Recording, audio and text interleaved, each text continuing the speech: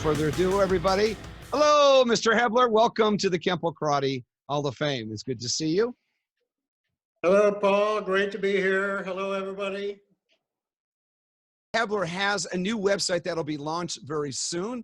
It is thedavehebler.com. Am I correct on that, sir? Yes. Okay. And you have several projects that will be coming up. I know you have your books and your seminars, and then also, yes, How to Survive Encounters of the Worst Kind. First thing is stay away from Dave Hebler. No, just kidding. He's one of the— That's for people that run into you. Exactly. They know me well. Anyway, he also has some other projects. Very exciting. He has a new talent representation, a lot of projects you'll be seeing as soon as we get back to doing what we do in the entertainment world. It'll be exciting to have him be out there doing what he does. Further, let's go with a couple of things I want to do. Let's talk about, first of all, what are the new books that you are writing? We're doing a, of course, I just finished doing that manual. It's done, and it's now ready for, it's ready for sale. Anyhow, we're doing a, in league with the talent agency that I signed up with, they're doing a movie on my life. I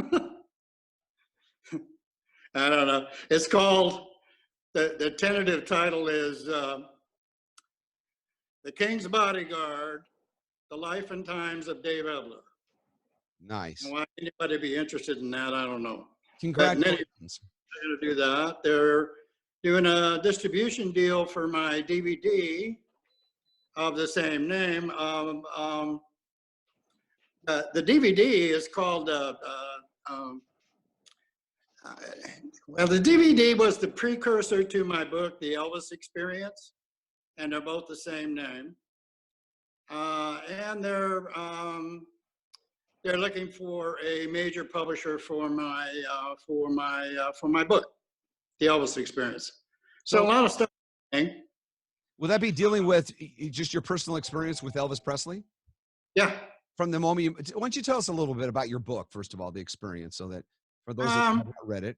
Well, yeah, the Elvis book is actually, it's kind of a funny book. It's really my story and my experiences with Elvis. The Elvis book, yeah. Well, it's actually my story about my experiences with Elvis. Most of them are funny stories, you know, like the Crazy Ladies and the San Diego Chicken and the Kid with the Watches and the Crazy Ladies and all kinds of funny stories. I don't back away from the less savory topics, but I try to present them in a way that's non-judgmental and as detailed as I can make them. And it was well received. I got a lot of really good reviews on it. What about the new book that you just showed us some kind of manual? What's that about? The manual? Yeah, the manual is it's called How to Survive Encounters of the Worst Kind. And it's actually an online training program designed specifically for the novice women. Actually, it's a course for women. The material in there is pretty simple. It's pretty straightforward. It features natural movements that you already know how to do. Therefore, it makes the material easy to remember and easy to master. There's a lot of preparatory work in there, and since Richard Post is listening, I'll explain to you that Richard, your chapter is included in the manual. I want to give a shout out to two people, if I may, about the manual. One would be Mike Miller. Mike did all of the original editing on the book for me. And then Todd Durgan, who came along and did some feature editing for me. And he also streamlined the book. He took out, you know, a lot of the repetitious stuff that was in there. And he designed the cover and the back cover for me. So Todd, you did a great job, man. Thank you so much.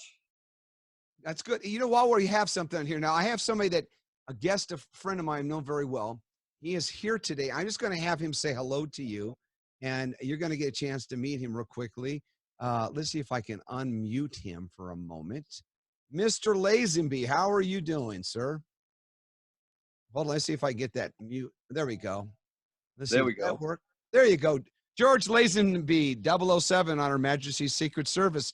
Say hello, Mr. Hebler. Hello, Mr. Hebler. I mean, how's everything going? You were Elvis's bodyguard, weren't you? Yes, sir, I was. Ah, that must have been a hell of a job. Yeah, it was kind of interesting. Yeah, I got a lot of friends of mine are fans of Elvis, and me too. You know, what's funny is that also Dave had the expert. You know, George, why don't you tell everybody about the last time you saw Bruce Lee? You were going to work with him.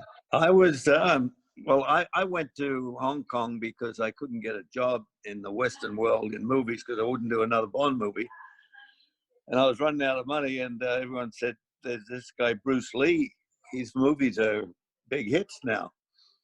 So I got on a charter flight and went to Hong Kong via Singapore. I thought he was in Singapore, and I didn't tell him I was going to show up.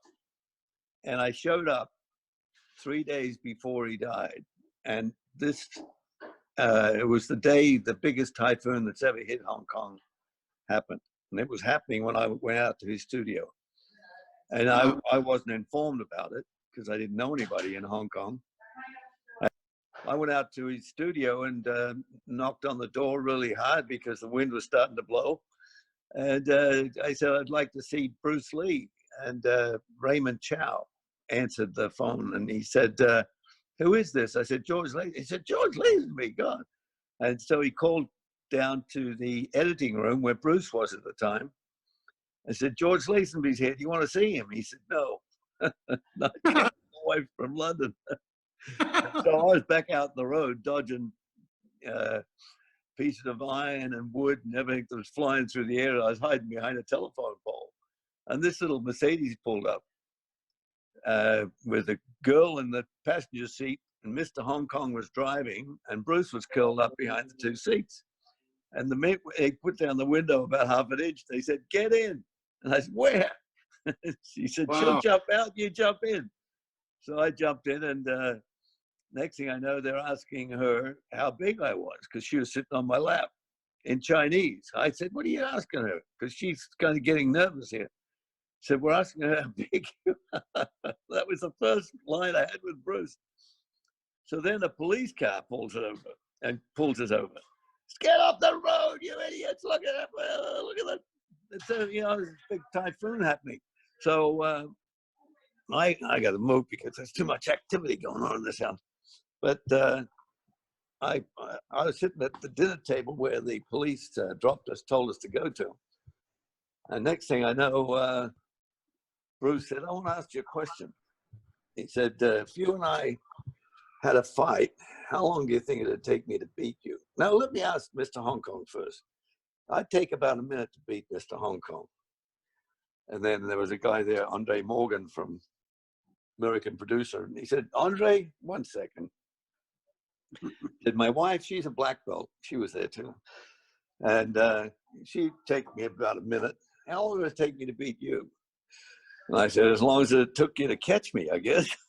Said, It's funny. The reason I brought this up, Dave, is that George knew Bruce Lee at the end of his career, days before he passed away. 3 days before. Dave met Bruce Lee before his career. Why don't you talk about that, Mr. Hebler? Yeah, well, Bruce used to come around to the Pasadena school every once in a while. He and Jimmy Lee, actually, Jimmy Lee came around a lot more often than Bruce did, but I remember having conversations with Bruce. I also sparred with him a couple of times, which is kind of interesting. One of them with Chuck was there, actually. Chuck and I were having a conversation with Bruce. And he was talking about his philosophy and things that he thought were important.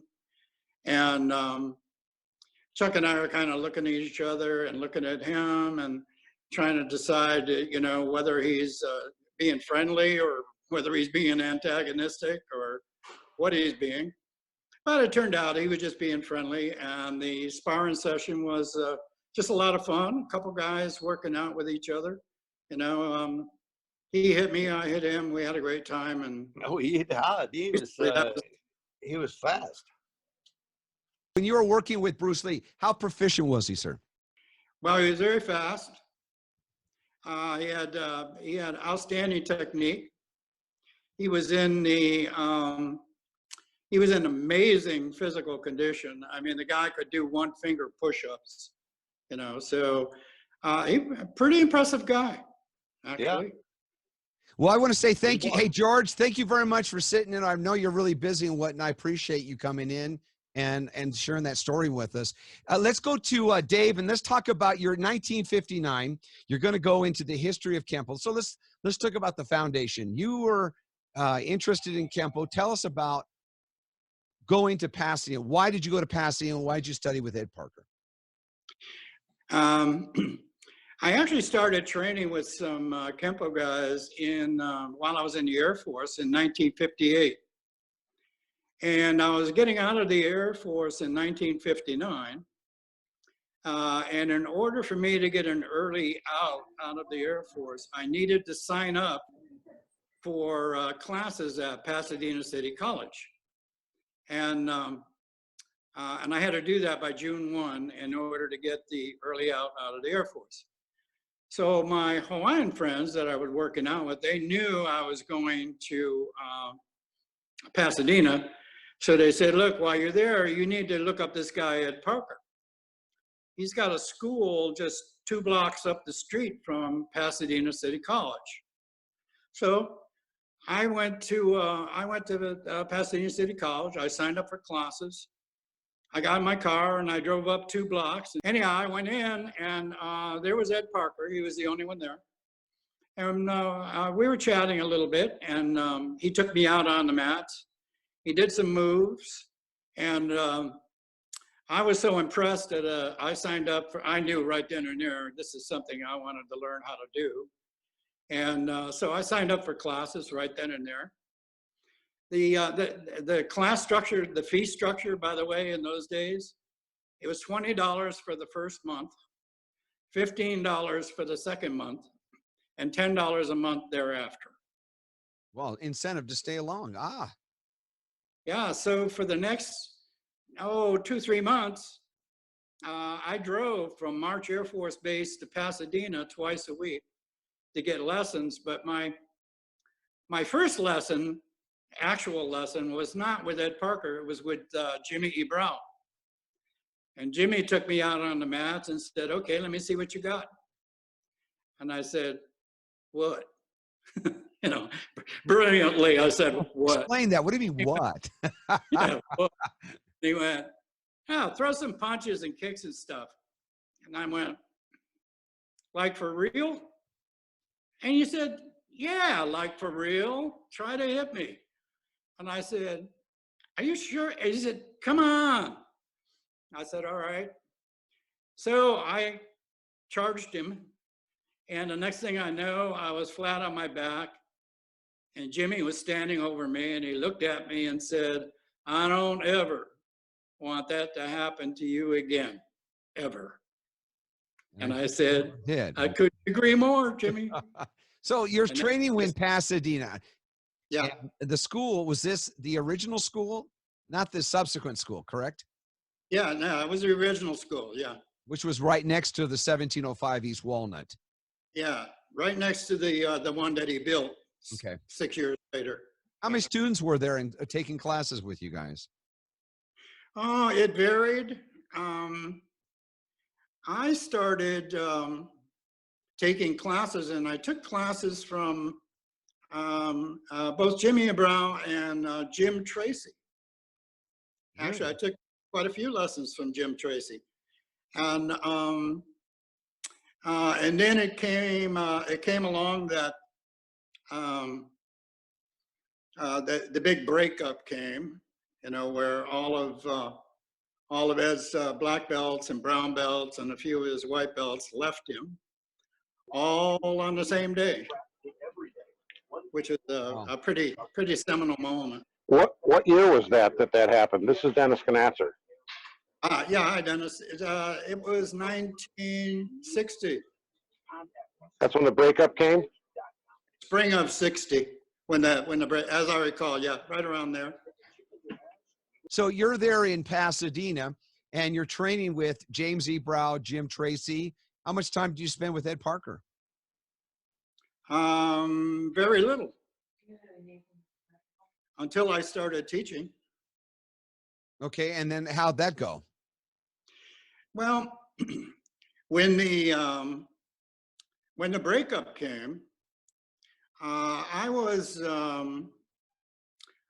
a two-tipper, and I was already an assistant instructor, helping out with you know, teaching the beginning class and the intermediate classes, and of course, when the breakup came, the only people left that didn't go was myself, Chuck Sullivan, and Sterling Peacock, who later changed his name to Matt David. And as you can imagine, this is a pretty traumatic moment. For a while, we were just hopping around like maniacs trying to cover all of the classes. The way it ended up is it was more convenient for Chuck to be in the LA area teaching, and it was more convenient for me to be in the Pasadena area and teaching. And that's how it ended up, for the most part, being. Now, for the first month or two, it was like that. I mean, it was pretty hectic, maybe 3 months, somewhere around there. And we started having, you know, other people started coming on board to help take up the slack.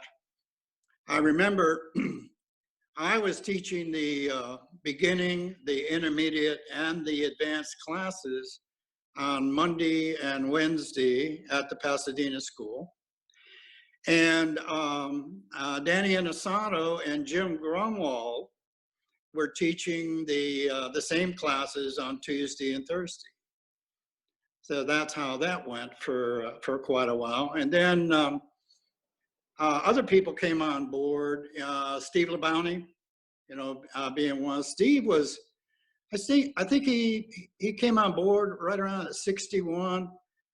Dennis probably knows the exact date, but you know, I'm guesstimating right around there. And then it went that way. And then of course other people came on board as time went by. Now you made this is Dennis again. You made mention of being a 1 or 2 striper. Now, are you talking about black belt, or are you talking about white belt with brown tabs? Oh, a white belt with brown tabs.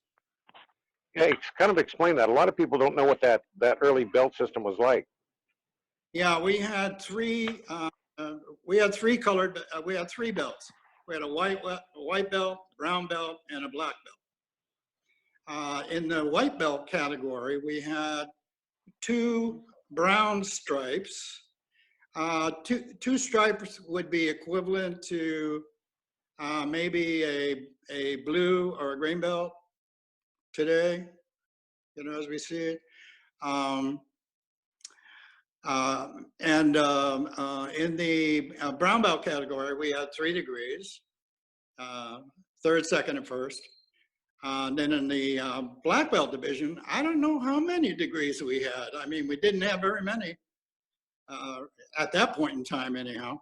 Well, I know, looking at the Kenpo karate book, the blue book that he put out, he said in there, in that part on rank, there was only 8 belts. black belts. Only 8 black belts at that point, and one of them was a red and white belt, which he obviously subsequently got rid of. Did you ever see Ed Parker wear a red and white belt? No, never did. Never saw him do that. Yeah, I'm looking at the page. It's page 14. It says under grading, as far as it is known, there are only 8 grades in the black belt in karate, all grades that are 6th degree and above wear the red belt, which distinguishes how far along the black belt category one is. Anything above 6th degree is not only a degree of outstanding ability, outstanding citizenry as well. That's a quote. So the question is when did he start moving away from that kind of grading and whatnot that you're aware of? Because you took your black belt in what year? 1962? 62, yeah. 62. There's a beautiful photo, and when we're done with this, ladies and gentlemen, we will have an edited version of this, which will be posted, and there'll be some really beautiful photographs that Dave has been kind enough to provide us of his career.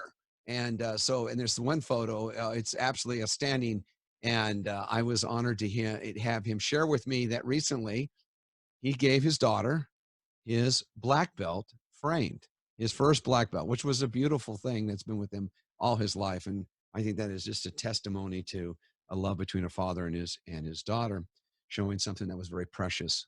That was his daughter, not the belt. So we're moving right along. So you're in 1962, you're working out, you're now a black belt.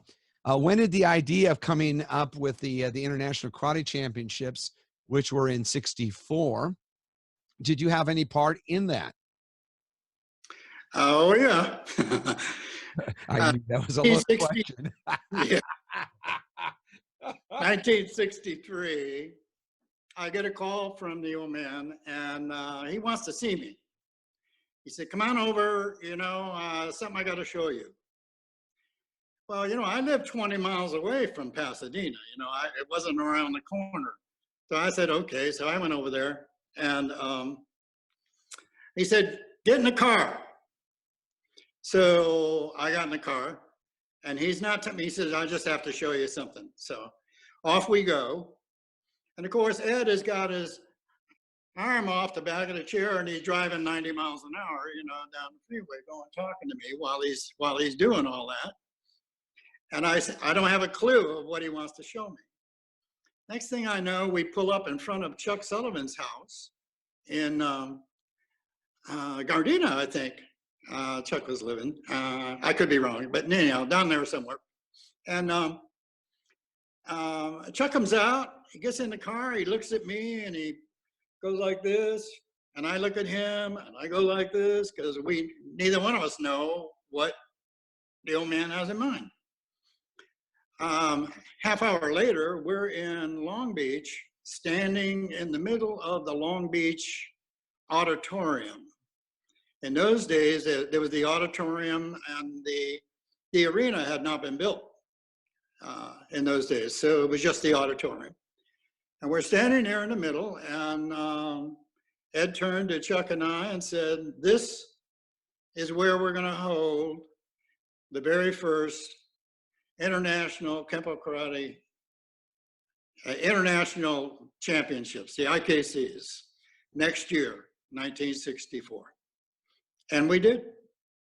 Amazing. While we're on the subject and we're talking about that, do me a favor, Dave, would you please say hello to Mr. Sullivan? You're there. I'm trying to unmute you, Chuck. Are you there? Am I unmuted? Yeah, you're unmuted, sir. Why don't you say hello to Dave Hebler? Hey, Chuck. Dave, how you doing, pal? How you doing, man? Fantastic. And it was 1962 that the split came. When it's 50 or 60 years later, a couple of years can slip by real easy. But I remember specifically because when I got my brown belt, I was only a brown belt. It took me 3 years and I think 5 months to get my brown belt, and I was only a brown belt for 5 months because he needed black belts at the time after the split, and I got jumped up to black a lot sooner than I wanted to. You probably about the same thing happened to you, I'm sure. You remember that? Yep. Yep. Yeah. Those were fun days, weren't they? Oh, they were fun days, yeah. And yeah, when we went down to the auditorium, that was something. He kind of really sprung that on us. And of course, I went through the whole thing about the first internationals. You could probably go through it again and give your interpretation of it, how the old man passed out. I came to you and I said, we got to alter the demo. You and me and Danny got to do his stuff plus our stuff. Remember that? Yeah, I remember the, you know, we were always putting out one fire over here and then putting out a fire. Oh my God, yeah. And it was so hectic that I wrote out the rules for the competition in longhand. And on the day on the morning when the competition, just before the competition started, we called all of the black belts that were going to be judges and referees around the center ring, and I just sat on the side of the ring and started reading the rules. So, all right, here's the rules. And they weren't adhered to at all. You might as well have saved your breath. I remember the doctor walking across the floor. I was standing with Ed, and this guy in a suit walks up, and he says, Mr. Parker, you got to do something about the control here. He says, I just counted 8 knockouts walking across the floor to get here. So your rules didn't mean shit. And I worked so hard. Of course. Thank you, Chuck. I really appreciate you chiming in. That means a lot to us. Thank you so much, sir. Thanks, Chuck. Anyway, so we're getting into the 64. How many of the International Karate Championships did you attend, Dave? Up to 12 of them initially. Up to, oh my goodness, 74, 75. What were your recollections? What things stood out for you? Either the atmosphere, or the competition, or a particular martial artist, or a demonstration? What really stood out to you during each of those 12? What really struck me was the camaraderie. Every year you would go and you would meet guys that you haven't seen in a year. And you'd all be reminiscing about this, that, and the other thing. And catching up on what everybody's been doing for the previous years. And then we would get into the matches, and it was, I mean, the competition was insane. I remember one year, I don't know if it was a 64 or 65, one of my girls was competing, one of my female students, Casilda Roman is her name. And she gets in her ring, a white belt ring. She had 150 competitors. And what they would do is just go around, they'd take a name, and then a name, and a name, and a name, and they'd do is just match them. And Casilda said, ooh, did you see who I got? And I said, no, who? She said, see that chick over there from the BKF? The one pointing at me, calling me names, signifying on me. And I went, yeah. She said, well, that's her. And I said, well, good luck. And how did that end? Casilda said, what do I do? I said, well, I want you to sweep her out and take her down and then punch her out. Nice. And she said, are you sure? I said, yeah, I'm sure. That's what I want you to do. So sure enough, they're facing off, and Casilda was a bouncer, you know, whatever, boom.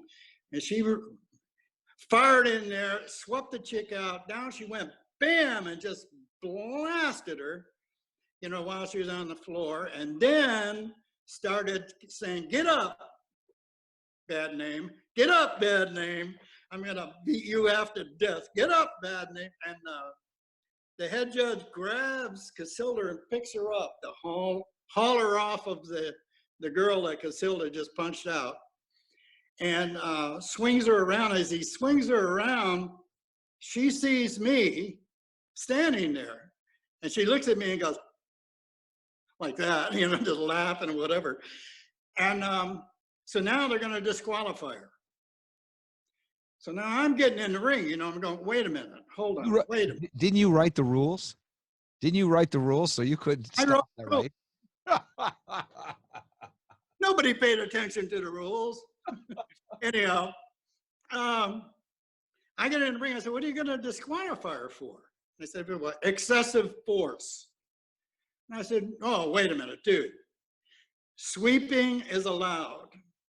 You have 3 seconds to score a point when the other person's on the ground. She hit her in the sternum. Didn't hit her in the face or anything like that. Hit her in the sternum. Completely legal. So they have a little conference. They come back and they said, okay, we're not going to disqualify her. I said, fine, then you have to give her a point. So they give her a point. She beat that chick 5-zip. She ended up having about 15 different matches over about a 16-hour period of time, and ended up winning her division. Congratulations. Any other people that stood out in your mind when you watched over those 12 years, say in the senior black belt division or world, center stage when they fight for grand championships? Well, I remember the first year, and I think Chuck will remember this. We had a white belt champion, a brown belt champion, and a black belt champion. And then we had for grand champion, we had a round robin fight off between the 3 champions. It ended up in the final match that it was Mike Stone, who was the black belt champion, and Leonard Mao, who was the brown belt champion. And Leonard, in the match before, had semi-severed an Achilles tendon. And he couldn't put his weight on it. He would just like hobble, on a foot. And we're telling Leonard, listen, Leonard, just bow out, man. I mean, you can't move. And Leonard said, I have never bowed out a day in my life. Okay. So the match went on. And Leonard, by golly, he gave Mike Stone every bit that he could handle. He darn near beat him on one leg. Leonard Mao, amazing guy. Wow. Did you ever participate in some of obviously Chuck had referenced you guys had to take over and do the demo in '64, but did you do any other demonstrations on center stage at the International? Yeah, a couple years. Can you talk about that? Who was involved? What it comprised of? We did a mass attack one time, and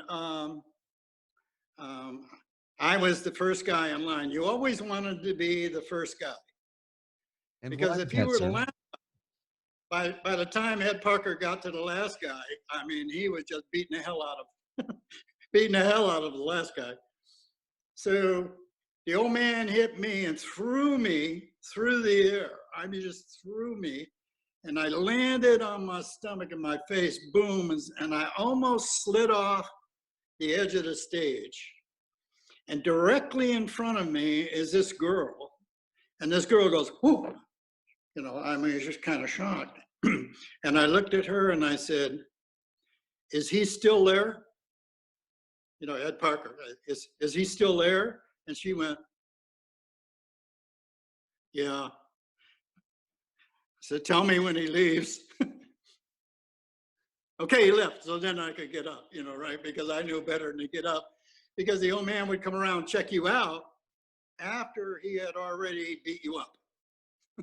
So he could beat you up a second time. Amazing. And that was that. So you kept your relationship with Mr. Parker through all these years, and you were teaching. Did you just take the curriculum that he gave it, and then later, what'd you do with that? I mean, was it just something that you interpreted or adopted or modified? How did you make that work for your students? I evolved. Well, there were a few things that I didn't like. I thought we were getting, way too much material. And I can elaborate on that, endlessly, but that's a story for another time, I guess. But the I was more interested in simplicity. I was interested in basics, you know, hard workouts. You know, in the early days, and I think Chuck will agree with me with this. We were one of those dungeon dojos, you know, the term that became famous, and we literally were like that. I mean, I can recall back in those days, we didn't have any kids, and we didn't have any women. Well, there was this one woman. Her name was Ruby. And the first time I saw her, she was in action, sparring with one of the guys in the advanced class. And the next thing I know, she whips this wicked back knuckle, blasting this poor fool in the eye. Instant gash, instant buckets of blood, instant trip to the ER, instant 6 stitches, and instant respect. Because we all knew, the rest of us, our time was coming. You know, sooner or later, we were going to have to fight her. Now you got to remember, in those days, you didn't hit a woman. That was a no-no. You didn't hit women. You didn't also wear any protective gear either, correct? Yeah, no, we didn't. We took a piece of tape and wrapped it around our fist, but we didn't do that to protect your face. That was more or less to actually see the point, so you could have more attention to the fist, so you could actually, the judges could see it easier.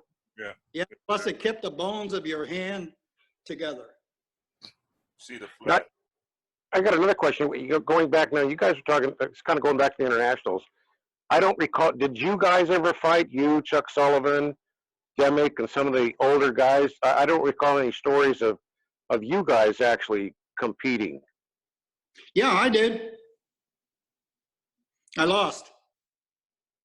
Well, that's not what you're supposed to say. I know, I didn't beat anybody. It was terrible. That's why because I lost. Until later on, we know the truth.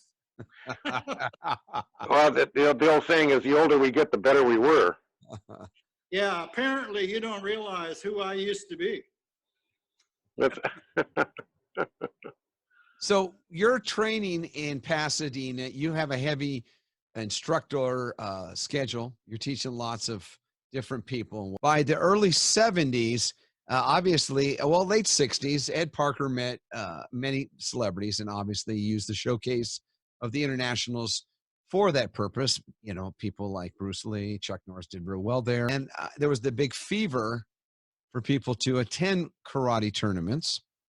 And apparently Elvis Presley was very interested in the martial arts. When did you first meet Elvis Presley? I had a call from George Waite. Called me at my school in Glendora to inform me that he and a bunch of other black belts were having a workout this coming Friday evening.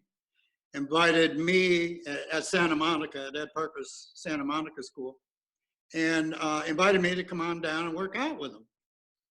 And I hadn't seen these guys in quite a while, and I thought, oh, that'd be fun. So I did. I went. And sure enough, we're out there on the mats. We're working out, beating the crap out of each other, just having a really good time. And I noticed a commotion at the door. And I turned around and looked, and in walked, oh my God, Elvis Presley. And I went, Elvis Presley? What the heck is he doing here? You know? So it turned out, he ended up out on the mats, working out with us, or trying to work out with us. Now, in his defense, I've got to say, to walk into a class of black belts and work out in their class in a style that you have no familiarity with is a chore for anybody. But nevertheless, he was out there in the mats. I was his training partner. And, you know, I tried to help him out, and you know, show him how to keep score when we were doing matches and what have you.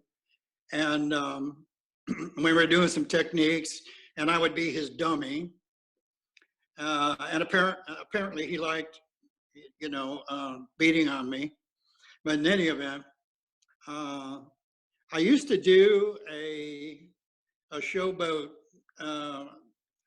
hybrid technique, 3 techniques put together, 5 swords and a few others, with a total of 13 moves.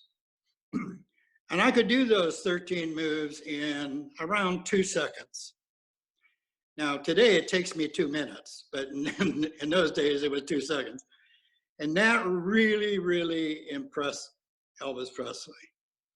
So he wanted me to come out to his house. Ed Parker called me and said, you know, Elvis called, he wants you and I to come on out to his house in Beverly Hills. And I said, sure. So off we go, and in Ed's car, driving 100 miles an hour like this. And anyhow, we get there, and we're all inside in the house, and we're just talking. Sonny was there, a few of the other guys, Elvis, of course, me, Ed Parker, and we're just talking back and forth. It's a bunch of guys just talking. And then I noticed that that Elvis says to me, Dave, if you'll excuse us for a minute, there's something that we have to attend to out in the parking lot. Just stay there and relax, and you know, we'll be back in a few minutes. And I said, okay. So I'm sitting there, and they're outside in the driveway. And the next thing I know, I hear Elvis calling me and say, hey, Dave, come out here. Now I'm thinking, you know, well, maybe there's a problem or something, you know, what, I don't understand. So I go out there, and everybody's around, and I said, yeah, Elvis, what? And Elvis said, I need for you to do me a favor. I said, sure, if I can, what can I do for you? And he said, you see this car here? And I said, yeah. He says, I want you to take that somewhere. I said, okay, where would you like me to take it? And he said, anywhere you want to take it, it's your car. It was a 71 280 SL Mercedes. Beautiful little car. Wow. What a generous gift. So you must have made a very big impression on him to give you such a generous gift. Yeah, I later found out he really liked that 13 move technique that I used to do. And he used to have me do it on police officers everywhere we went, you know. And when I used to do it, everybody would go, wow. So we named it that. So you were on tour with Elvis, obviously, besides being in his personal life, and did a lot of touring with him. What was it like to be on tour? Did you have any situations where you had to use your martial arts experience to deal with the situation? Yeah, you want to hear the first one? Please. Yeah, mostly it was women. Oh my God. Dave, is that why you wrote the book? Look, oh, you got to understand. Okay, go ahead, Dave. Tell us, what did you do? People often say to me over the years, they say, Elvis Presley's bodyguard, huh? I bet that was a really cool job. And you might think it was a really cool job. And all y'all that are listening might think it's a really cool job. But it was a terrible job. It was awful. I mean, it was the worst job I ever had in my life. I mean, just think about it, Paul. Mm-hmm. Everywhere we went, there was hundreds of love-starved women just doing their best to try to get next to Elvis. And it was my job to keep them from doing that. I mean, I often had to sacrifice my own body to save his. What a lousy job, huh? Oh my God. So did you throw yourself in front of them in the bedroom or just in front of the stage? All right, I'll tell you the story of the first girl. Okay, now we're getting into the meat is coming out. All right, inquiry minds would love to know. Tell us, sir. Elvis had given me a 38 pistol, 38 revolver, actually. But I didn't have a holster. So I stuck it down my front of my pants. And I think we were at Tahoe, actually. And no, it was at the Hilton. And the tables went away from the stage with people sitting on either side of the table. And I see this girl, hefty girl. I mean, really healthy peasant stock girl, weighing about 250 if she weighed an ounce. And she had jumped up on the table and she's running to the stage. So me being the hero that I was, I jumped out in front of her like this. And she just, bam, just blasted into me, drove that gun like out my back. I mean, I had a bruise on my stomach for a month. I mean, she liked to kill me. It was like me trying to stop a tsunami. I mean, I don't think she even saw me. She just blasted right through me. That was the first episode. You want to hear about the ninja? We're in it. Did the gun go off? No, it didn't, thankfully. There was a lot of hilarious stuff. There was an incident. I know there was one incident that was reported where apparently somebody jumped up there and you guys went into full force, and then Elvis apparently was jumping around, punching and kicking, and some guy was going to attack. And there was a scene where some man got up on stage. Oh, yeah. And somehow it was misconstrued, but you can tell us the truth because you were there. Yeah, we used to do this. We would, there'd be two of us on each side of the stage holding the curtain. Now, we couldn't see on our side, but we could see on the other side. So, like, me and Sonny would be on one side, and Red and Dick would be on the other side. That's Sonny West and Dick Grove. That's what you're saying, right? Correct. The other bodyguards were on stage with you, is what you're saying. Yeah, the other bodyguards. And I see this girl jump the stage, and I wave at Red, so he knows somebody's coming. So the girl is running, and Red jumps out and grabs her, right? And as he does, as Red grabs the girl, I see a guy coming right behind the girl. Now, we knew why girls got up on the stage. We were a little weird about guys getting up on stage. What do they want, So I zoom on past Red and the girl, and I scoop the guy up. I had him down, and I got him by the hair, and I got his head over my knee, and I'm going to punch the guy out or something. I'm going to do something to him. Anyhow, and he's yelling something, and I don't hear what it is, until I finally understand what he's saying. He's screaming, "Security, security." He was a brand new security guard at the Hilton who didn't know that he wasn't supposed to get up on the stage. I tore up his brand new suit and his patent leather shoe. So the poor guy, he was just trying, to do his job. And I felt so bad. I went to the head of security, Gene Dessel, and I said, "Gene, listen, don't do anything to the guy. I mean, in fact, why don't you buy him a suit and a new pair of shoes, because he was just trying to do his job, whatever." And he did. That's because he didn't read your rules. You want to get a jigger? So we're looking at this. So you're you're doing these things. How proficient? Okay, let's be objective here, because there's always a question as to celebrities, their credibility, whether or not they're as proficient as they profess to be. In your opinion, how proficient? Well, let's use a couple of people. How proficient was Elvis Presley as a martial artist? Briefly, Yes, sir. not very. So he was adequate. Yeah, he was. He was adequate. That's about it. He really wasn't.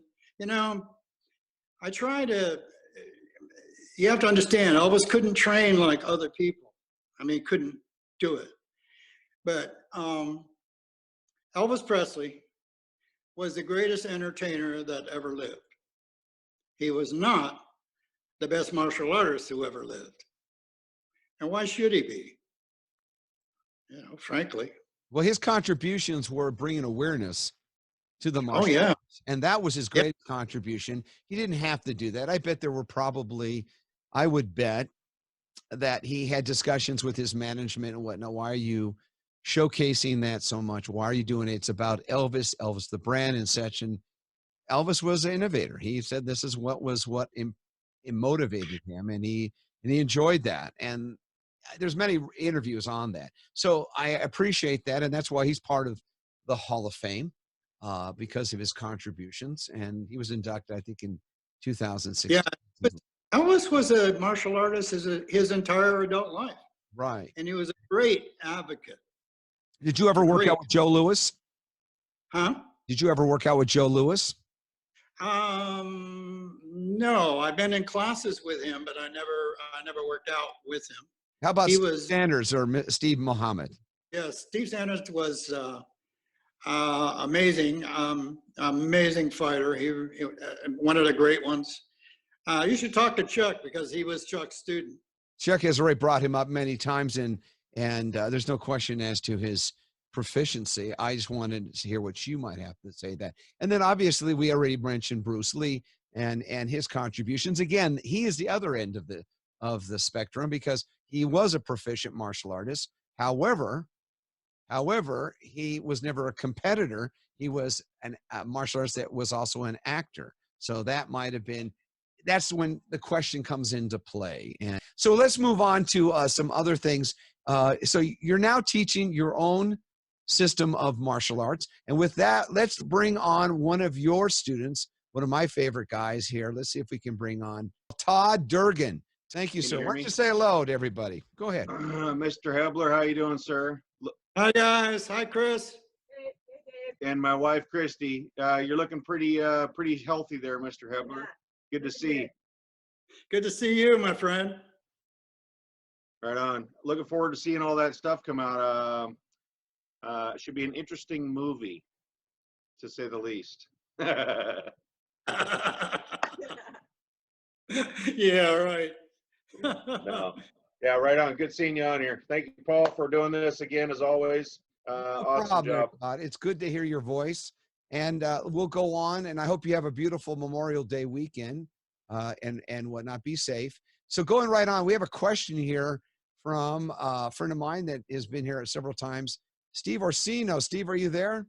Can you? Hello, Mr. Hebler. How are you, sir? I got a few questions, but I'm going to roll back a little bit. You were talking about the 62 breakup when a number of students left the Pasadena school.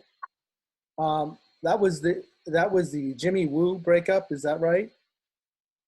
Yeah, it's a lot more involved than you think it is. It's not that straightforward. There's a lot of stuff that was happening in those days. Did the Tracy brothers leave at the same time? What's that? The Tracy brothers, was that a separate split or at the same time? No, that was separate. That's what I thought. Yeah, the Tracys were already doing their thing. And I think the first time I met you was, I think if Elvis was supposed to make an appearance in '72 at the CKC, isn't that right? Was that the right year? You up in San Francisco? Yeah, right. Yeah. Yeah. I remember. So I was there, and we were staying at the same hotel, and I was a co-captain of one of Joe Dimmick's junior brown belt teams, and so we heard you guys had a party was going on upstairs in the evening. So of course, being the captain, I said, "Come on, guys, let's go." And we weren't invited, but I said, "We'll just crash it." So we went ahead and went in. We're acting like we just act like you're supposed to be here. And it was probably about, it felt like it was a long time, but it was probably like, you know, we were 14. So it was probably like 15 minutes before I felt these eyes on me. And I looked and you were glaring from the back. And I thought, yeah, maybe we should leave. We knew we I didn't guess it belong. worked. We had to try. It's a small world, isn't it? Yeah. Yeah. But I have a question. You said that when everybody broke, you said that that you were still there at the studio along with a few other black belts. Was Joe Dimmick still there as well? Joe was doing his own thing. He had his own school Okay. that he was doing. Where the heck was Joe?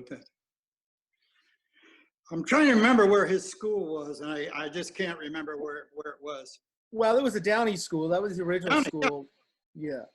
So I just didn't know if he had already left for the Downey school or not. No, you know, it's funny. I still consider, even though you know, Joe started his own system, his own style, I still consider him my senior, one of my seniors. Joe Dimmick was a great one. He really, really was. He's an amazing martial artist. So I have a question too. Is back in the day there wasn't as many techniques as there is now, and I might be opening a can of worms, but what do you think about that? I mean, you think that it's just too many techniques, or what? Well, you tell me. Well, 154 techniques on both sides, 90 extensions, 20 forms and sets. Is that a little? It's quite a few. I mean, you guys didn't have as much, and I don't think that changed the proficiency at all. Well, you know, we had, when I started and we were working out, we had maybe 10 techniques, maybe, I don't know, not very many. We didn't even have names for them. Did you run through the techniques in the forms as well? Did you run through the techniques in the forms as well? Yeah, we did. You know, the forms came along. I remember short one. I actually learned that from Jimmy Brown, and it's done quite a bit differently today, even short form one. You know, but in those days there were hidden moves in short form one. There were transition moves that aren't present today. Nobody does them anymore. I'm fairly partial to short three. I like short three. I also like five.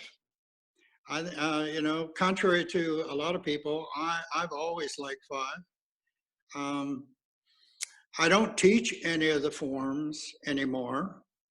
I just teach basics, solid conditioning, make you puke in the corner, you know, that kind of thing. Because I know that fitness and conditioning is a very, very strong element towards you being able to move, you know, frankly. And look at it this way. Let's suppose you had a brand new student who was 20 years old. He was pretty athletic. He could walk and chew gum at the same time. And he was smart enough to find his way to your school all by himself. And your job is you have to train this guy to the point where he's capable of defending himself in the real world against a low-level attack. And by low level, I mean somebody his own size, no weapons, and no friends, you know, jumping in either. And here's the kicker. You got 3 months to do it. So the question is, can you do it? And the answer is yes, because I've done it. I know it can be done. So what do you teach them? You teach them any forms? Heck no. Right. You teach them how to cover ground. You teach them how to strike. You teach them how to kick. You teach them how to deliver weapons. Mm-hmm. Teach them how to cover ground with control and speed and accuracy and timing and grace and agility. And you subject them to all kinds of adversarial type conditions. In other words, he learns how to do a simple technique, and I mean 2 or 3 moves, against a willing dummy. And then he has to do it against an unwilling dummy. Because if you're talking about, there's a difference between learning a martial art and learning how to fight. Mm-hmm. They're 2 different things. Right. Now, if you look back at the scenario that I just gave you, about you got 3 months to turn somebody into somebody who's decent. And if you add that to the proposition that the average student lasts about 9 months in any school. That's true of any martial arts school. It's true of any gym. It's true of any dance studio. And it's been true for 50 years. So what that means is that you have to get the most out of that student in the time that you have with him. Okay. Mm-hmm. So if you can teach him how to be able to defend himself at a low level in 3 months, can you teach him? Can you do the same thing, only a little bit better in 9 months? Mm-hmm. But the same kind of conditions prevail, because now your emphasis is not on teaching a system, a style, or a whatever you want to call it. Now you're teaching them how to fight. And you're trying to be as realistic about it as you possibly can be in the process. So that's where my head has evolved all, over the years, mm-hmm. to get to that particular point. Because I don't really care if you want to join a Kenpo class because you want to learn the forms, because you think they're beautiful and they're great to have. Beautiful. That's a good reason. Go ahead. That's great. If you want to, if you're in love with the intricacies and the sheer amount of material that you're dealing with over a long period of time, great. Go ahead and do it. But if your interest is to learn how to fight, mm-hmm. the emphasis has to be a little bit different. That's the only thing. Now, when I say that, I'm not throwing stones at anybody for their curriculum. Your curriculum is your curriculum, and you go ahead on and do whatever it is that you do. I'm all for it, and I'll applaud you, and I'll back you. I'm not throwing stones at anybody, but I'm to the point where I want to teach the stuff that I think is important to me personally. Right. This is what I want to do. This is what I want to do with you. Thank you, Steve. I'm going to bring in somebody that actually knows that quite well. David Prosser. How are you doing, David? Say hello to Grandmaster Dave Hebler. Hello, Dave. How are you? Hey, brother Dave. Now, my partner. Please, Mr. Prosser, please tell everybody a little bit about your background and why you came to Kenpo.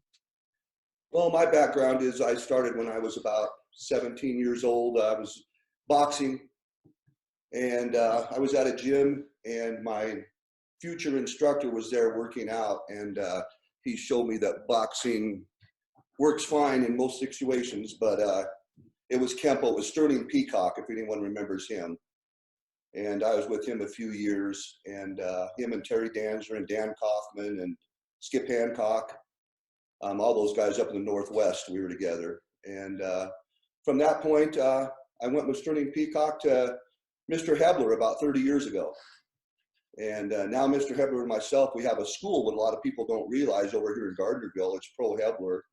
And we teach exactly what he's talking. It's a hard knock school. A lot of people don't come back, but we teach them how to fight. And they do learn in a matter of just a few months how to take care of themselves. And as Mr. Hebler said, it works well. If they want to go into martial arts, they can go on from that point with us, you know.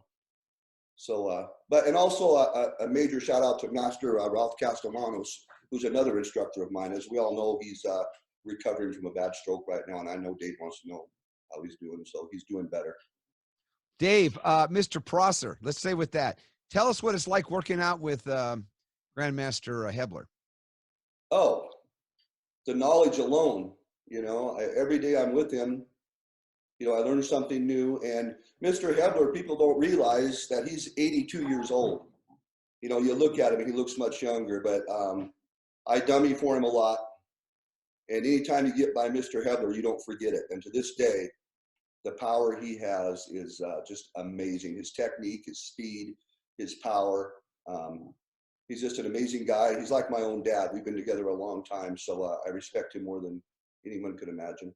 I can remember one time at a breakfast after the Kenpo Karate Hall of Fame and how well you took care of him that morning and whatnot. So what, tell us a little story that, you know, a little personal story here between you and Mr. Hebler. Oh, geez. You know, I don't know how many, we've done so much together. Mr. Hebler, do I say anything about you that will get you in trouble? He's listening. He's all ears right now. We've just had lots of good times. You know, we've had a lot of fun together over the years, believe me. He's my partner, as you know, in our school up here also, you know, the Pro Hebler School. Well, I'm going to add AC Rainey. AC, jump in here with Dave Prosser and Mr. Hebler. Mr. Prosser, what's going on, my friend? Hey, Dave, how you doing? Hey, Mr. Rainey, how are you? Didn't we just talk a few minutes ago? Good morning or afternoon. How are you guys doing? Good. How are you? Doing good. Great. Dave, it's good to see you. You're still looking super young over there. What's going on there? He doesn't age. Which Dave? How you doing? Mr. Canasta. Hey, you guys, everybody say hello. I'm just saying hi to everybody. Mr. Durgan. Okay. I don't know what else to tell Question you for him, guys. AC? Come on. Ask him. I know you love to talk, so share with us. No, I don't. I really don't. For those you don't know, I've asked him many times to speak at the Hall of Fame dinner, and he says, "Do I have to really?" I tell you, Paul, one time, you're on the table right here. Come on, go. Hey, Paul. Yes, sir. I'll tell you a quick story. Mr. Hebler and I were up at the lake at a casino one day, and they had Elvis's gi up there, and a certificate from Mr. Hebler signed, an American Kenpo, and the waitress was about 20 years old. And I asked her, I said, "Do you know who this man is?" And she said, "No." I said, "He was once the bodyguard to the most famous man in the world." And she said, "Oh my God, that was Michael Jackson's bodyguard?" Is that true, Mr. Hebler? We got a kick out of it. Did you ever find the other glove? That's what I want to know. Hey, Dave, thank you so much. I appreciate you jumping in on that. No AC, thank you so much. That means a lot that you would speak as well. And I'm going to do somebody else that I'm going to unmute him right now. Please say welcome to Bob White. Please say hello to Dave Hebler. Hey, Bob White. Hi, Dave. How are you? I'm great, man. How are you? Very good. Very much enjoyed your interview. I'm just reminded of our black belt test when Bob Mitchell needed extra points to pass his test, and you stepped up and allowed him to do techniques on you. It just was something we always had a lot of respect for. I don't know what possessed me to do that. I lost my mind. Well, you know, a lot of people talk about the brotherhood of the Kenpo black belts, but you really showed it. And like I said, it's something we always had so much respect for you for doing that and helping our friend get through his black belt test. Yeah. Yeah. There's a call. It's coming in. He sure did. He just reached out at the same time. Isn't that nice? Thank you so much, Mr. White. Really appreciate your time and saying a few minutes. Let's bring in a couple of other people. Obviously, Mr. Helber, you would know Gil Hibben, no doubt. So we have with us, though, we have Derek and Wes are here. So let's see if I can say, first of all, let's just get Gil to say hello. Gil, are you there? If I can get this thing to work. It's working. Hello, Mr. Hibben. How are you? How are you, sir? It's good. Say hello to Mr. Hebler. Hello, my old friend. I tell you what, we go a long ways ago. I still love you, you guy. I love you back, you old fart. So great. This is wonderful. We're happy that you could be a part. Actually, some time ago, I had actually spoke to Gil coming on the Hall of Fame, and it was nice. We finally got him here. His sons have been really good about that. Derek and Wes, wonderful guys. And Derek, are you there? Can you hear me? Are you still on? You are. But let's get you on. Get you John in here with your dad and Dave Hebler. Are you still there? I am. Well, I can't see you, so maybe you might want to help us with the video. Hang on. Are we coming on? You're in the dark. Does your dad know this? Totally. There he is. Derek Hibben. Say hello to Dave Hebler. Hello, Dave. Hey, Derek. Good to How see you doing, sir. brother? Been a long time. Been a while, man. How are you? You're looking good, sir.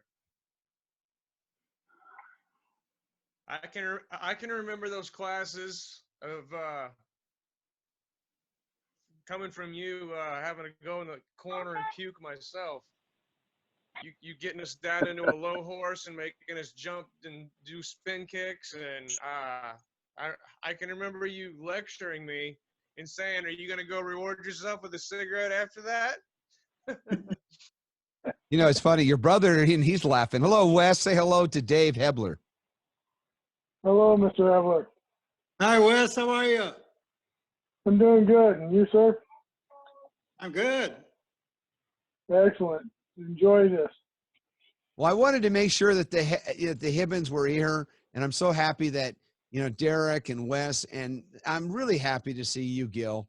Thanks so much. It's good to see you. We'll have to talk in the next week. I hope you have a beautiful Memorial Day. And next weekend, your good friend, Richard Huck Planis, is going to be on with Marty Zanovich. So that's great. So that'll be next weekend. We'll be talking a little more about knives. And while we're on the subject, let's ask Mr. Hebler, what's the one thing you're most scared about? My ex-wife with a knife.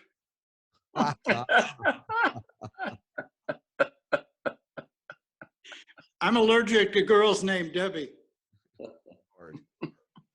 You know, we were talking about, you know, weapons, and I think there's a little bit of insight here with somebody that has this much experience and that proficient that's worked with so many people. So, Mr. Hebler, why don't you talk about knives and why we should be worried about those? Knives? Yes, sir. Let's get safe. I have seen a million, must be a million, unarmed self-defense techniques against a knife. And I have yet to find one that I actually feel will work. I would rather go up against a gun than I would a knife. Knives. If I have a knife in my hand, Paul, and I can reach you, I'll cut your heart out. And there ain't nothing you can do about it. Really, a knife is just so difficult to deal with. You better have superior firepower, or you better be able to run like the devil. run like your life depends on it, because in reality it does. That's my take on knives. Why haven't we, in the, in the 30 years since Ed Parker's passing, why haven't we explored more on defenses or some kind of awareness with knives? I know that there's other systems that have, that's part of their curriculum, that's part of their DNA. But with Kenpo, you would think that this would be part of something, the evolution of Kenpo. And, Yeah. and do you have any thoughts on that? Well, I don't have a whole lot of thoughts, but I think I recall Dennis Canassa talking about some of the plans that that the old man had, and part of those plans were dealing with weapons. And I know that that was something that he wanted to get into. Why he didn't do that in the early days is I don't know. He was so busy doing this, that, and the other thing, and trying to develop a system and do books and teach, and I mean, he was a busy man. So let's address that. Dennis, are you out there? Can you hear us? Yeah, I'm here. Okay, why don't you address that question, because it's been 30 years, and that part of the Kenpo system has been basically ignored. Why? Well, we have 4 gun techniques and about 5 or 6 knife techniques. And one of the knife techniques is an overhead, and the rest of them are all straight thrusts. There's nothing about slashing. There's nothing about sewing machine stabbing and things like that. So our knife techniques, when I talked to Mr. Parker about it, I said, these aren't really that good. And, he said, well, these are beginning techniques. These give you a very low level introduction to them, but there's much work that you need to do with variable expansion, which gets into the equation formula and the A considerations of preparatory considerations, which I think a lot of people ignore. But you got to look at the environment, the range, position, maneuvers, the targets, and what's in your hand. And like you say, I don't want to be carved on. I would much rather be shot, I think, than to have somebody carve all over me. And I've got some great pictures of people that have been stabbed and sliced from emergency rooms and things like that. And they're not very pretty, but, it leaves us, it kind of leads me into Mr. Hebler, why, I know everybody kind of goes out and does their own thing, but Ed Parker created this curriculum, and some of it's obviously needs to be expanded. In fact, all areas can be expanded with variable expansion. In fact, Todd Durgan's here, and I love Todd's, I can't say enough about Todd's examination of the universal pattern and the planes and how to apply those to the techniques. And those can be done to any techniques, including new ones that you create for yourself, or combinations and grafting and things like that. But how, what do you think we need to do to work on knife techniques other than explore them in a class and actually really look at them? Just get real on that, Mr. Hebler. Let's cut to the chase, okay? You're being confronted with a man with a knife. Obviously, he's enraged. Most people with a knife in their hand are not rational. They're not logical. They're very emotional. They could be unbalanced because of either medications, something, they have a disease, or they're emotionally upset because of things that are happening in their life, like COVID-19, losing jobs, hostility, families are breaking up. Livelihoods are destroyed right now. So you get some guy and he's desperate. He walks in, all of a sudden you walk in on a store and he's got a knife because he doesn't own a gun. And he's going to go there and he figures, I have a knife. That's a lot more safer. I won't use it until I have to. But you come in on the situation. What are you going to do? Well, run. That's what Chuck told me to do. In the first place, I want to give another shout out to Todd Durgan and his contact manipulation, because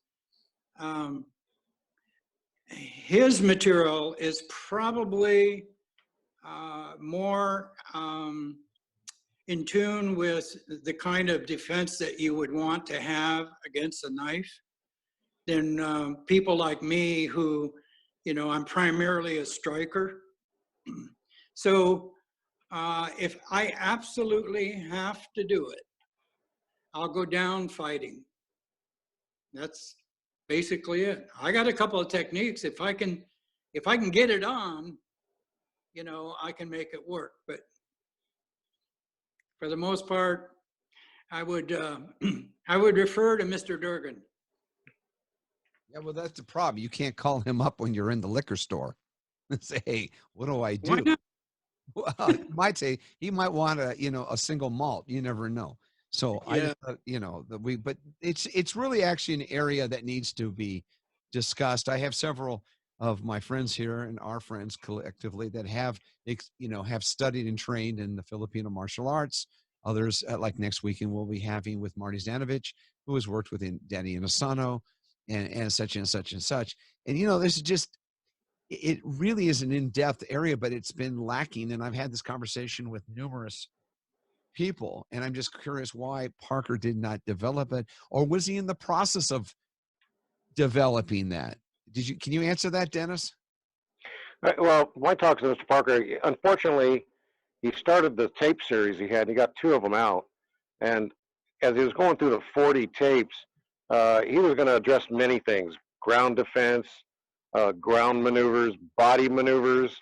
Everybody talks about foot maneuvers, but there's also body maneuvers.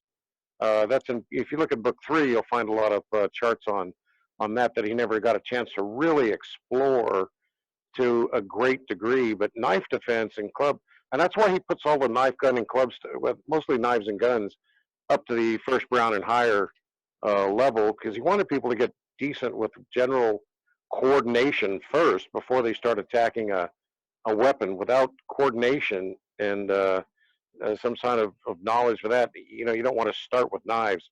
Clubs are a little bit different. They're not quite as damaging or not quite as deadly, per se. But knives are, like Mr. Hebler says, you don't want to be carved on. And if we have a knife, those of us that are, hopefully think we're proficient, we can really make a very ugly carcass out of somebody, in a very, very short time. Mr. Parker had some great techniques, filleting. He used a lot of butcher terms, how to fillet the guy's arm, and how to tenderize it. And, numerous things. I don't know, Mr. Hebler, if he ever worked with you on those things at all. Did he ever work with you on those, Mr. Hebler? At all, Mr. Hebler? Not in that sense. We did do some work, but we didn't do much of it. In the real early days, we started doing some work on stand-up jiu-jitsu, which I thought was pretty interesting, and somewhere along the way, that got relegated to a lower priority, if you will, and it, at least to my experience, was never really emphasized again to any real extent. So I kind of like that, and we used to learn. First thing we learned how to do is how to fall, how to take a roll. Those were important, or at least they were deemed important. I'm going to jump in here right now and ask Steve Orsin, who did ask you a question earlier. Steve has been training in the Filipino martial arts for some time. And Steve, do you have any thoughts on this? Why Kenpo has not really grown in this area? Well, I can only, when I first started, it was called Kenpo Karate, which is karate is empty hands. So that implies the system is focused on empty-handed arts. Todd, we don't really know each other, but I happen to look at your site. I understand you did Kali as well. Is that correct? I don't think he's on right now. Oh, he's not? Oh, he's not? No. Can you hear us, Todd? Todd, can you hear us? Yeah. Okay. Can you, you've done Kali as well, right? Well, not officially. Oh, I see. Okay. Well, all I know is, in my experience with Eskrima, and I haven't been very long, only about 5 years or so. So my experience with eskrima after dealing with learning how to use the knife and how to and the stick, and by the way, Dennis, if you're dealing with somebody with a club or a stick and they know what they're doing, it's still a bit of a problem. But Absolutely. rule number one with a knife that you learn in eskrima is first line of defense is run, because Yeah, you don't have to be good, you just have to be lucky. So or first. or first. Yeah, you know the old story. The difference between who wins and who loses in an eskrima match is the one who bleeds out last. That's the winner.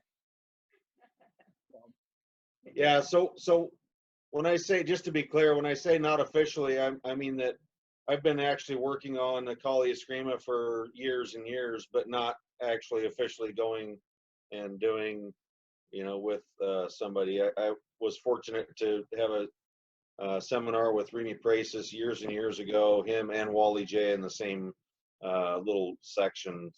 So I would defer to Mr. Post, whom I know has been in several incidences with knives and so forth. And I see him still here today, so that's a pretty good sign. He must know something. Yeah.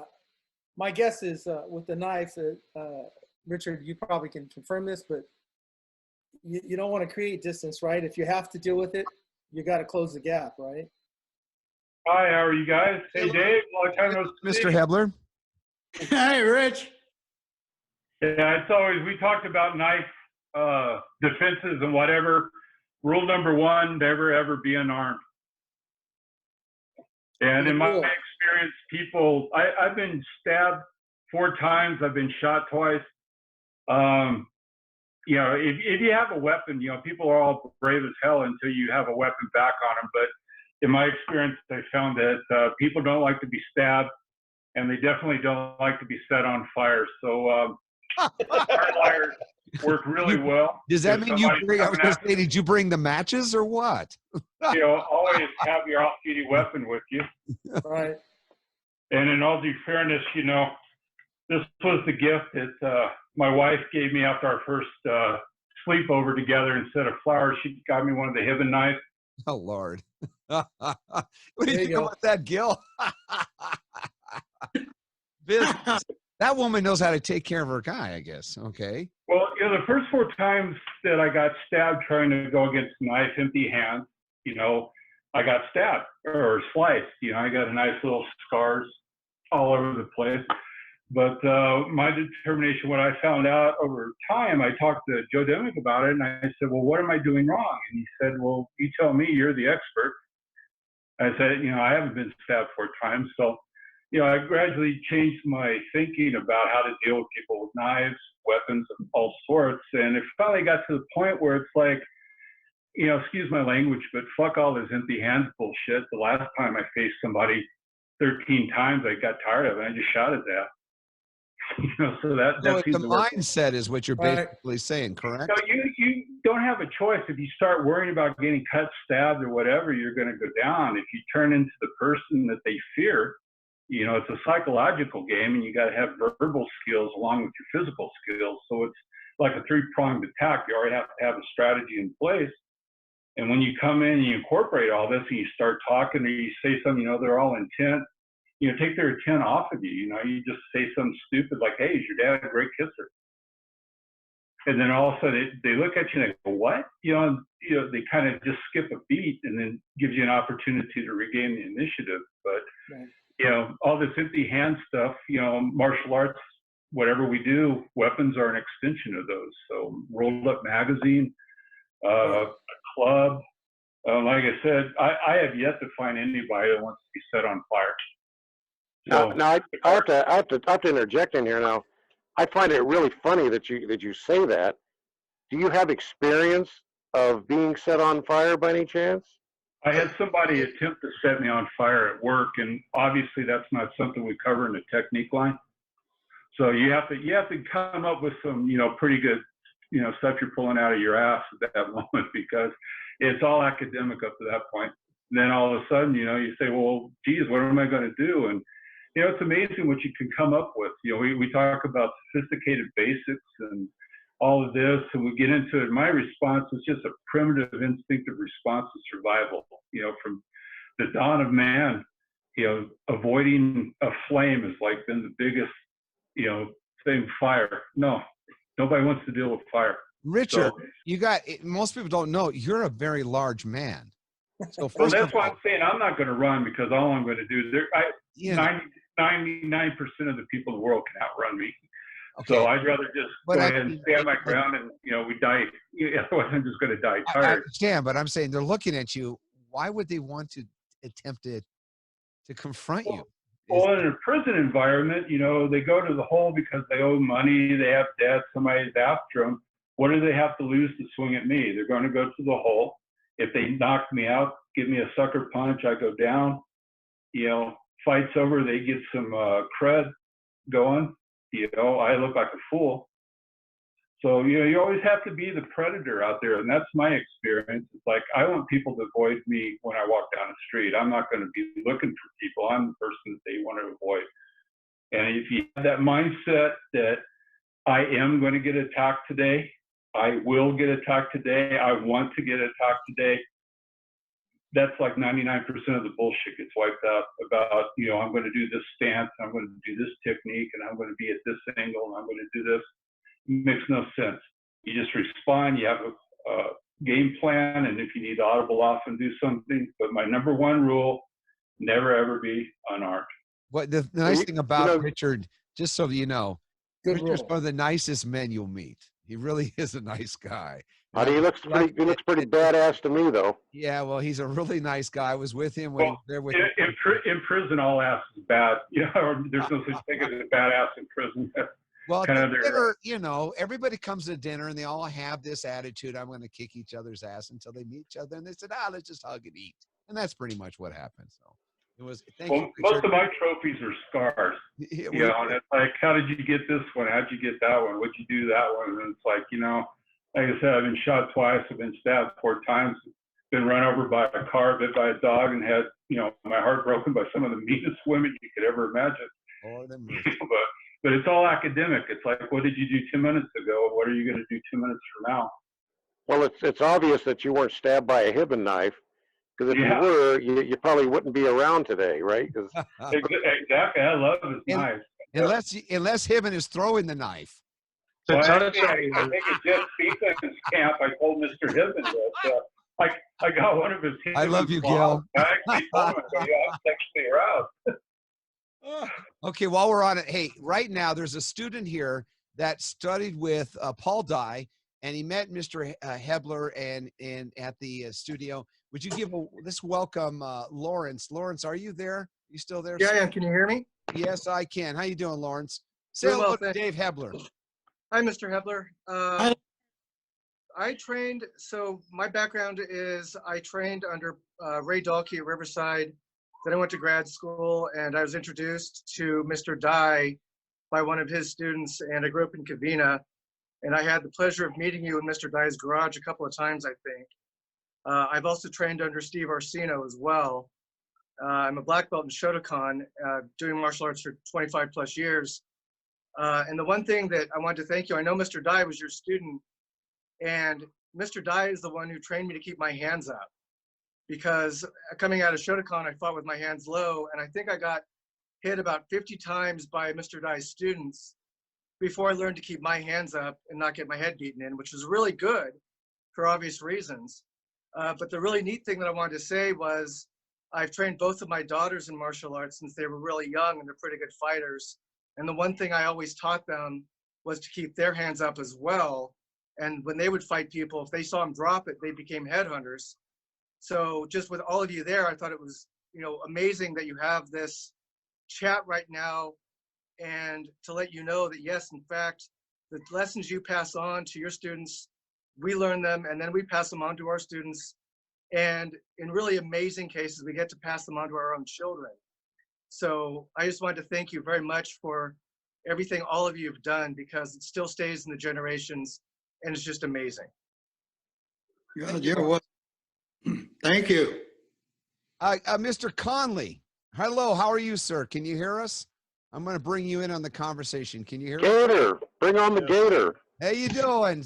Look at the smile comes up. Say hello to Dave Hebler. Hi, Dave. Good to see you. Hey, Gator, how you doing, buddy? I'm good. You look well. Thanks. So do you. Thank you. Do you have a question there, Gator? Or a comment? I could do something funny and ask That's Mr. good. Hebler Give us some laughter. your set, but he would go on and on about that. No, I just, happy to be part of this and good to see that everybody here is doing well. And I just appreciate it. Well, thank you very much. We truly appreciate your being here too. Let's go to Robert Temple. Hey, Robert, how you doing? Hey, I'm good. I'm so pumped up. Mr. Hebler, haven't had the opportunity to meet you, but I am jazzed. And the conversation you guys just had, as they say in the street, you kept it real. And I'm pumped up. I'm gonna go out and work on all kind of stuff now. So thank you guys for doing what you're doing, Mr. Hebler. Again, I'm gonna study what you do. I need some of what you're offering. All right, man. Thank you. This is exciting. I've never heard him talk this much. Oh, I am pumped. My gosh. Whoa. So, Robert, please share us some kind of relationship you had with Mr. Hebler, or you have any thoughts or a comment that you want to share? I haven't personally had that opportunity. I mean, I know a couple of the people that he's taught, Rainey being one, and Paul Dye being the other, and I always speak so highly of you, but I've looked at your material, and I had a bunch of questions, but you answered them, and then you guys went off into this wild talk about realism and martial arts, and man, that just blew my mind. So I'm just right there right now. I'm trying to keep it real. So I'll be looking again to meet you at some point in time. That's my hope. I look forward to it. That'd be great. Thank you. For the kind words. No. Thank you, Great Robert. stuff. Give my best life. God help us if Robert Temple ever gets a knife to put in those hands that are made of lightning. Oh, Lord. Yeah. Let's welcome Robert Ashmore. Robert, you're online with Grandmaster Hebler. Can you say a few words? Are you there, sir? Yeah, I'm here. Introduce yourself. As you said, my name is Robert Ashmore. First met Mr. Hebler long time ago. Hello, Mr. Hebler. How are you, my man? I'm doing well, sir. With Dennis Harris in Mira Loma, California. Yeah, I remember. That was quite a few years ago, sir. Yeah.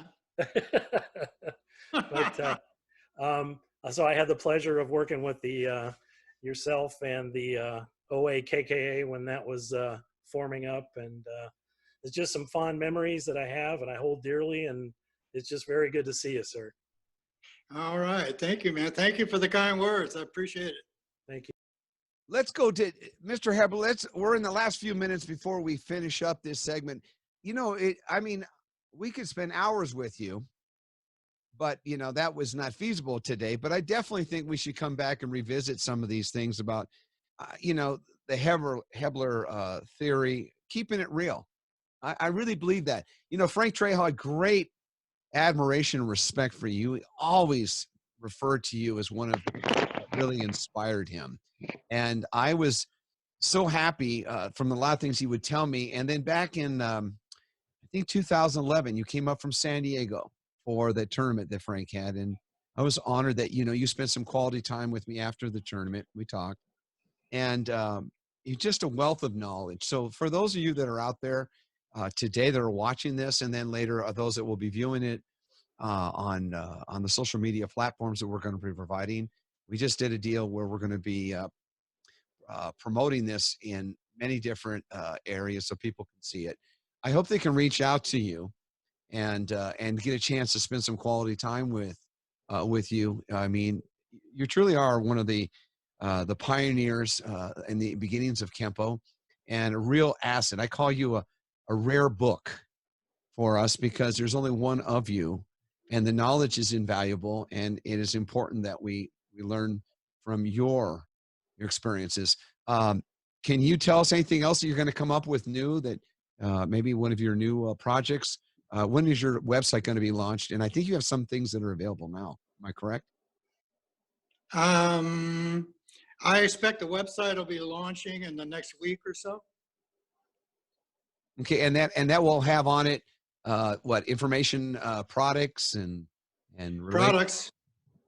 Yeah, we're using it initially as a marketing tool, you know, to sell stuff.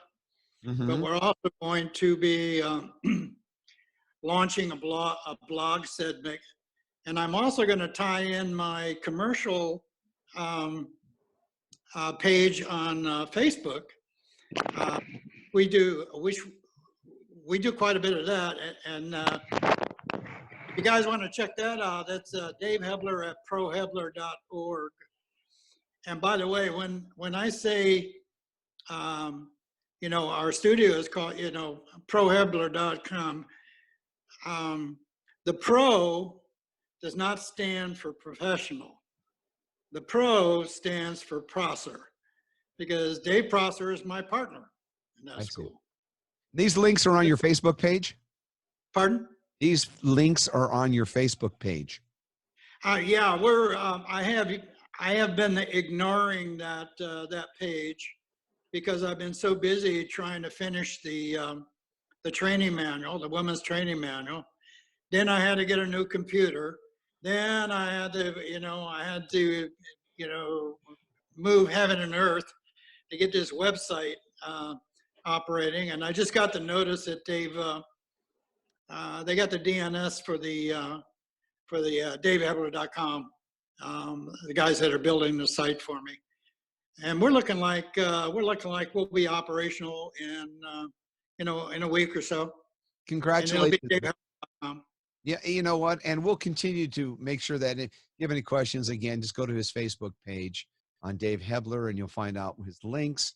And then once these get launched, we'll make sure that the Kenpo Karate Hall of Fame Facebook page will have this information there as well. And also these videos that we're doing, these educational video series are being uploaded to the kkhof.com website for video. So you'll be able to go and visit that and refer that to your friends and whatnot. Again, the whole purpose of this is to make sure we stay in touch with our seniors and our Hall of Fame members who are the gold standard of Kenpo. And it's truly an honor to have Grandmaster Dave Hebler here. I have great admiration for him. He's a wonderful guy. He's really down to earth. He keeps it real, and that's important.